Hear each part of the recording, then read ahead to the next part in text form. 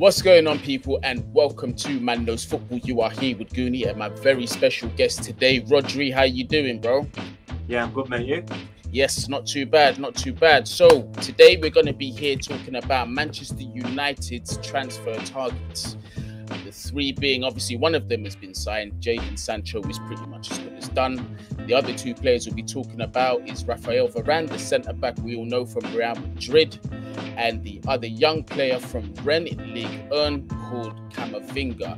Brilliant centre-mid. So I think we're going to get it cracking with Camavinga, since between the two of us, we don't have as much knowledge as we do with the other two players we're about to come on to. But Camavinga, 18 years old, plays for Rennes. He's actually made 82 appearances for the club, so a lot of appearances for an 18-year-old. He's only got 2 goals and 5 assists. However, that's not really his primary job. He is very versatile. He's got 44 appearances in defensive mid, and he's got 36 appearances in the centre midfield position. Personally, I think Camavinga is an absolute brilliant talent, and he's one of the young players that look like they could possibly cross over to that elite level with the skill set that he definitely has. How do you feel about that potential signing, Rhodri? Well, by the sounds of it, he sounds like a French Jude Bellingham, so we missed out on him. So, you know, for someone 18 who's played all them games that you just mentioned, you know, that's a feat in itself. So he must have been playing since he was 16. So he has been, yes, he has. Yeah, so he's only going to get better. He's only get stronger. Yes, it might take a bit of time, but for that age and that quality, yeah, that is absolutely a no-brainer, to be honest. The stats you've just rolled off there for an 18-year-old, you know, because we're looking at Jude Bellingham, he looks like a player, and we've missed out on him. So we need someone to strengthen that, and maybe Pogba could put Pogba over the line to sign him up for another big deal, because we definitely need to keep him as well. What I will say about Camavinga, because I've seen him play quite a few times, more than a handful of times. He does actually resemble Pogba in the way he plays. He's just so graceful on the ball. He's very skillful. He's got a very good eye for the pass, and he's got the stature as well. He's clearly, I might not be too accurate here, but from the eye test, he looks like he's about 6'2", 6'3". And he is strong on the ball. He's very difficult to knock off on the ball, and he seems like quite a leader for his age amongst that team. So that is definitely a player that I think would definitely fit in your midfield. Oh yeah, most definitely with the leaders we already have in there. You know, Maguire, Pogba. You know, if De Gea stays, he's got experience, and you know, players that have been at the club for years. Rashford, I know he's only 22 or something, but he's been there for 8, 9, 10 years. So, and there's other players, Cavani. So, yeah, it'd be a big signing, and like I say, for an 18-year-old, and for 6'2", so maybe even not stop growing. So he's only going to get bigger and stronger. We look at Mason Greenwood over the last year; he's got a bit bigger and stronger. You know, he's turned the corner, being 19. So he's only going to get bigger and stronger and better. So that one to me is a no-brainer, to be honest. 100%. And one area that I've heard of concern, obviously, amongst Manchester United fans is that although they're very happy, you guys are happy signing Jaden Sancho, but one area that really needed to be addressed is that defensive midfield position. So what is it that you feel that you were lacking in your midfield that you need to add that will take your midfield to the next level? Consistency and be able to allow your best players to play, i.e. Pogba, Fernandes, you know, Fred and McTominay are good, but you know, do we really need 2 in there? We need one that can do the job of 2, and by the sounds of it, this kid is it. So, and then you allow players like Pogba to flourish, because we've seen how Pogba flourishes for the French team. Yeah. So why can't you do that for Manchester United? He's got Kante there and other qualities players around him. So United just need put a good cast around Pogba, and this kid sounds that he fits the bill. I think so too. That definitely will strengthen you, as well as your signing of Jaden Sancho. And another area, I'm going to come on to Sancho last, obviously him being the star man, the cherry on the cake. I'm going to go on to Rafael Varan. Obviously, we know about this man. 28 years old. Played for Madrid since he was about 18 years old and has been fantastic.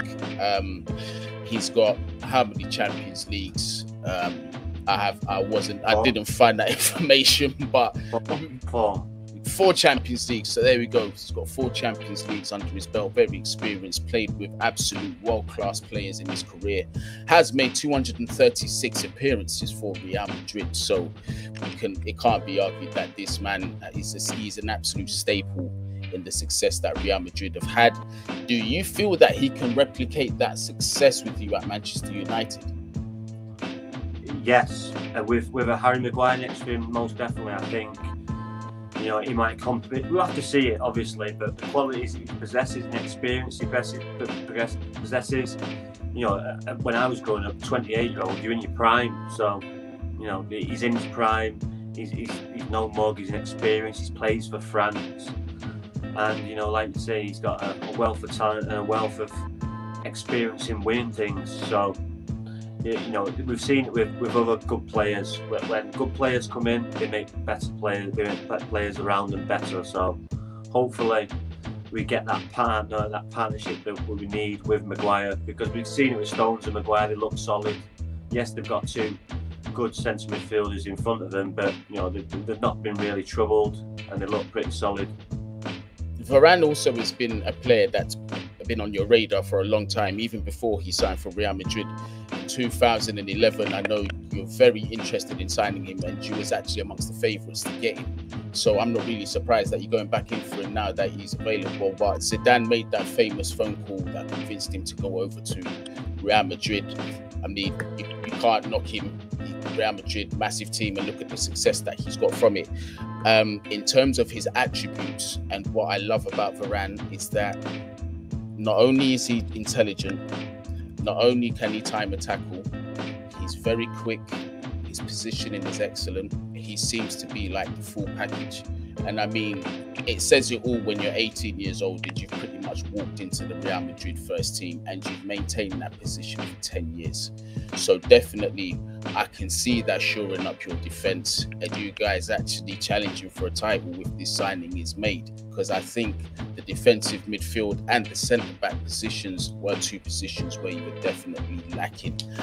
I also was going to say, before I let you go on, I feel that Varane has that kind of experience from playing next to Sergio Ramos for so long to be able to marshal the defence, maybe the ones that are a bit younger, and show them about the positioning and sort of bringing a bit of calmness to that defence, which is something that you need at times. Yeah, most definitely. Plus, you know, competition. Will it make Bailly better? Will it make Lindelof better? You know, all these things with Sancho we'll go on to talk about, and the kid we just mentioned from Rennes. All these players are going to come in, are going to push people to be better, or they're not going to play. So, and that only bodes well for Manchester United. So it's good when you have better players coming in. It makes you better. It gives you a little spring in your step. This is why, you know, certain teams, they stagnate, they don't strengthen, and they go backwards. Say Tottenham, Arsenal. If you don't strengthen it in the right areas, you're just going to go backwards. So even when you're on top, like Manchester City now, they're scouting Kane, Grealish. They've just won the league. They're not standing still. They've still got to keep going forward, because all teams are going to keep getting better. Now, especially in this day and age where the money is more evenly split amongst the other teams as well, because a lot of teams are getting money and they're spending it wisely. So the room for not making improvements and the room for error is much shorter now in this climate of the Premier League that we're in. But no, definitely. Yeah, so let's say you know, Chelsea scouted Haaland, he comes in. You know, City get Kane, he comes in. You know, Manchester United, these players to even trying to compete, at least them 3 alone. So if them players come in, these are the players that this is what you're up against. So you have to strengthen every year, and hopefully they make your team better. No, 100%. One thing I did want to ask you though is I did see there's quite a few United fans. Obviously, it's Twitter. It's not amongst all of the other social media spaces. But quite a few Manchester United fans are actually calling that if Varane is signed from Real Madrid, that he becomes captain of the club. Me personally, I'm not really a fan of bringing in somebody and making them captain straight away. But I just thought I'd ask you for your opinion on that one. No. Harry Maguire's captain. You don't take a captain off an experienced player. And, you know, he's blossomed in that area. You even hear Gareth Southgate talk about it, how he's got better and matured, and that's been playing at Manchester United. Some players can't handle it, but he's, you know, embraced it and he's got better, especially with the pre-season. You know, it's troubled. You know, no one likes to stay in a police station, especially a Greek one. So that must have been a bit rough for him. So yeah, it's he's done well. And no, to answer your question, definitely not. Yeah, definitely not. You know, maybe vice captain. You know, straight away vice captain if Maguire doesn't play. But Maguire missed one game last season, so he doesn't miss many. I mean, even in that circumstance of vice captain.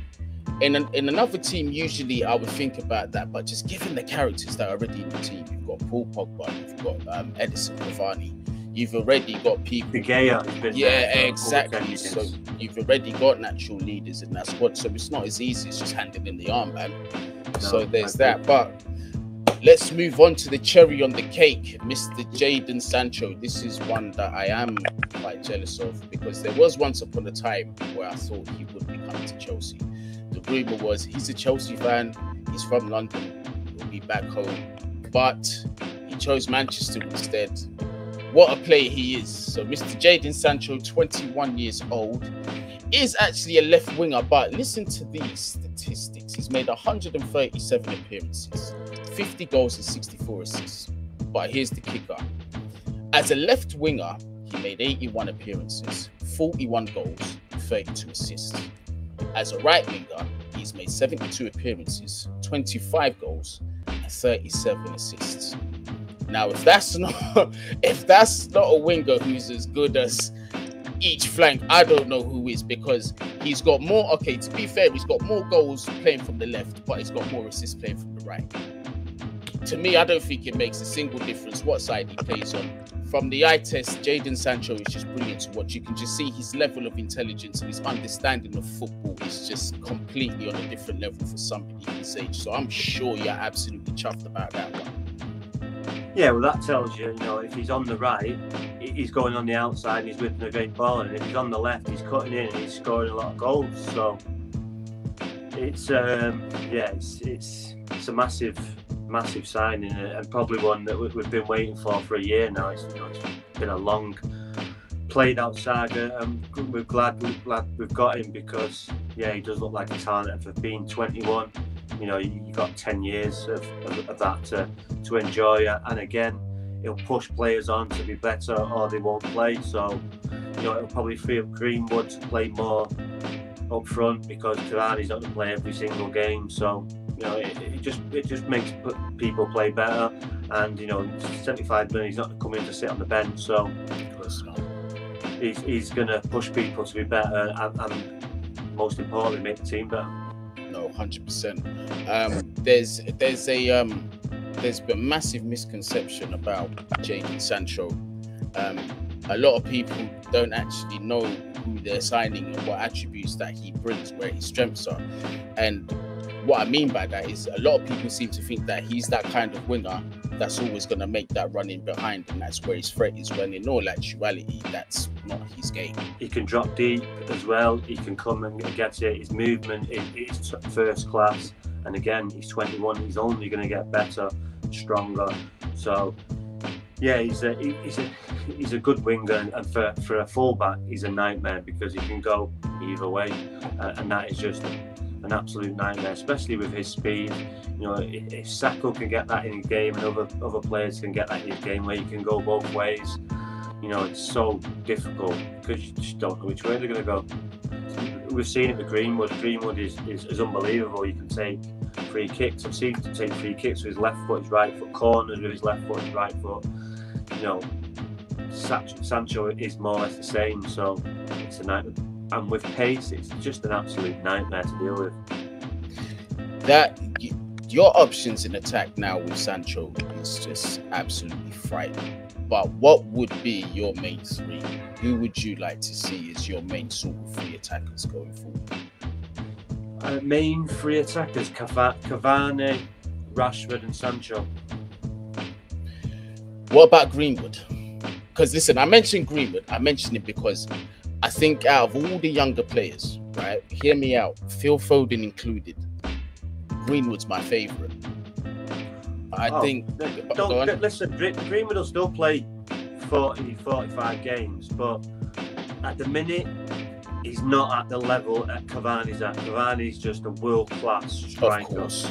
Yeah. And Greenwood can only do is learn and just suck it all in, soak it all in, and just learn from it.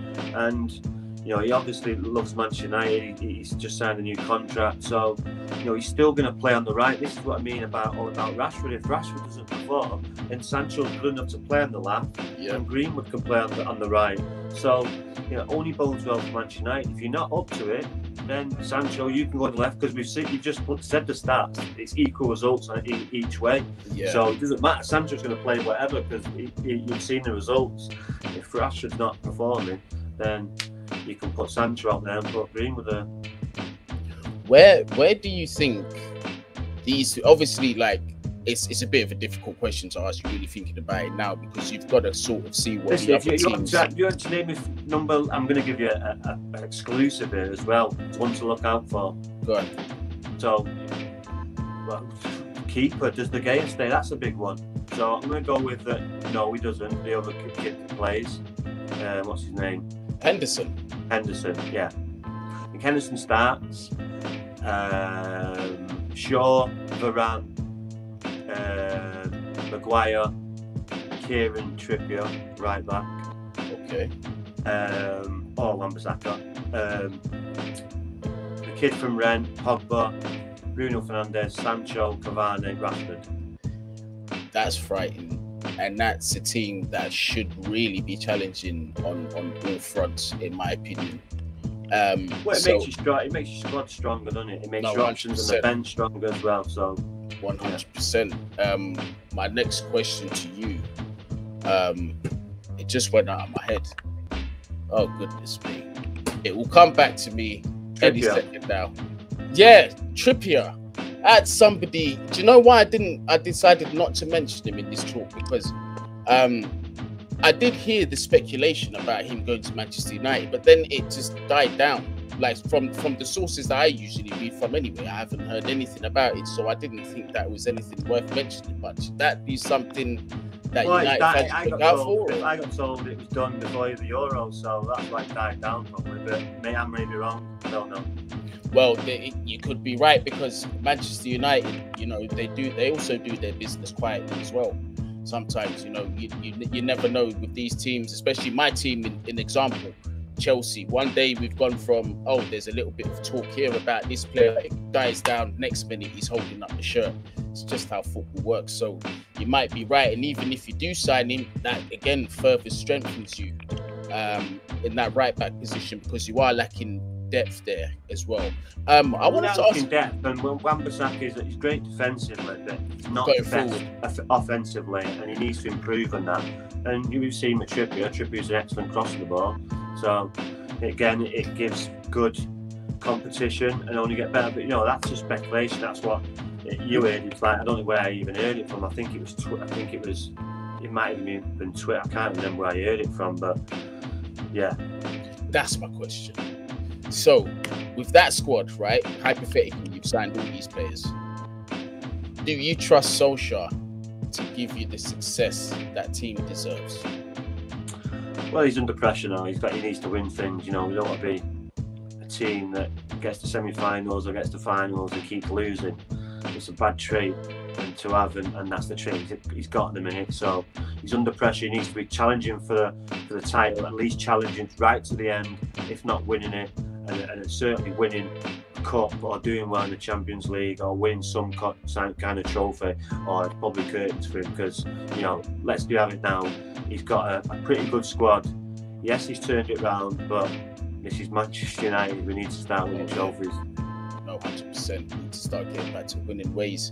And me personally, I kind of missed the times because you guys had your time with Arsenal, massive. I love that rivalry with Arsenal that you had back in the 90s, Vieira and yeah, but then that transfer to Chelsea. Chelsea, that's what I was gonna say. Yeah, so I missed that. Chelsea changed the level, up the level, where you couldn't lose games early on, or you'd be dead. That's Chelsea it. didn't lose games. So yeah, and then it was City, and yeah, it's. So it'd be good, yeah, and honestly, so it'd be good to obviously see the Giants fight again. So United coming back into contention. Obviously, as a Chelsea fan, I don't wish you too much success, but it will still be good to see you guys up there because it's the rivalry that I missed from back then. Hopefully, that can come back. So yeah, it's good to see. It's good to see us up there again, and it's good to see Arsenal and Tottenham stay where they are. Oh yeah, listen, I've got no problem with either two of them clubs, and the fan base can blame themselves because listen, their fans are just oh my goodness. So I don't know. Tottenham or the Arsenal. Both of them. We'll just throw them in the same They're North London, aren't they? Both fans each other. Same thing. Well, no, not really. Don't kill me, Arsenal fans or Tottenham fans. I was only messing around. Well, at least Arsenal won a few things. There you go. Yeah, Tottenham. Last thing they won was over 10 years ago, and it was the League Cup. Yeah. Yeah. Well, it is what it is. Are you allowed to answer this question? Should Oli be sacked at the end of next season if he doesn't win anything? Yes. Okay. So there we have it. I think that's a fair question. Unless we get beat on the last game of the season, but still he's not won anything, and he's a failure, and he's been given all these players and all these riches. He needs to start producing again. It's Manchester United. It's not Arsenal. It's not Tottenham. We need to be winning things, especially with the players that are reportedly coming in. 100%. And as somebody looking from outside of the box, if you do make those signings, I think you're a serious manager away from being a powerhouse, a massive powerhouse. Because people don't really realise the power of Manchester United, regardless of the situation that they're in now. All it takes is for a club like that for the wheels to start moving again. It's already got an amazing foundation, biggest club in the world. Do you know what I mean? So yeah. Once that ball gets rolling again, it's twisted as well. If they have a bad start, you could be in trouble early on. They need to hit the road running, and with the start, the fixtures they've got, they're not difficult fixtures. Leeds at home, Southampton, West Ham. They're hard games, but they're games that we should be winning. No, 100%. All right, on that note, Rhodri, thank you very much for joining us here on Manchester. Pleasure, mate. Anytime. For the transfer talk for Manchester United. Thank you, everybody, for watching. Before you leave, make sure you like, share, subscribe. Rhodri's details, social media, and everything will be down here in the description. But where can the people find you otherwise, Rhodri? You can let them know. Twitter, Rod James Giggs. Instagram, Rhodri2477.